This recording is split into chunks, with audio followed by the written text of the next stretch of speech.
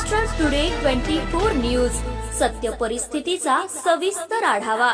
ताबापूर्वीच वाळूचा उपसा जोरात, तहसील प्रशासनाचे दुर्लक्ष। मंठा तालुक्यातील पूर्णा नदीकाठच्या वाळू घाटांचा ताबा अधिकृतरित्या मिळण्यापूर्वीच अवैध वाळू उत्खननाला जोर चढल्याचा धक्कादायक प्रकार समोर आला आहे।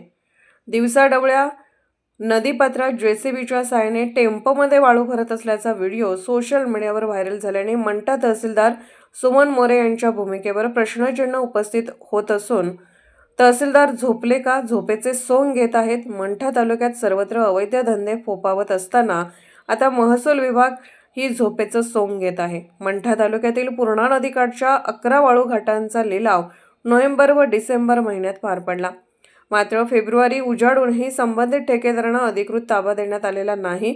असे असतानाच ताबापूर्वीच काही ठिकाणी मोठ्या प्रमाणावर वाळू चोरी असल्याचे चित्र आहे। माहितीनुसार घाट परिसरात ठेकेदारांनी पूर्वी तयार केलेल्या रस्त्याचा वापर करून काही समर्थकांकडून थेट नदीपात्रात जेसीबी उतरवून टेम्पो भरून वाळूची वाहतूक केली जात आहे।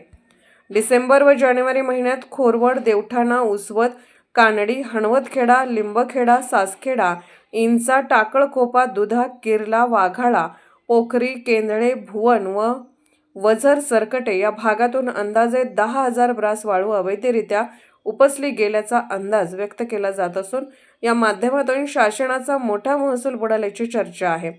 या नुकसानीस जबाबदार कोण असा सवाल नागरिकांकडून उपस्थित केला जात असून महसूल विभागाला लवकरच शिवसेना स्टाईलने उत्तर देणार अशी प्रतिक्रिया शिवसेना नेते उदयसिंह बोराडे यांनी दिली आहे। महाराष्ट्र टुडे मराठीसाठी प्रतिनिधी रामेश्वर उबाळे, मंठा, जालना।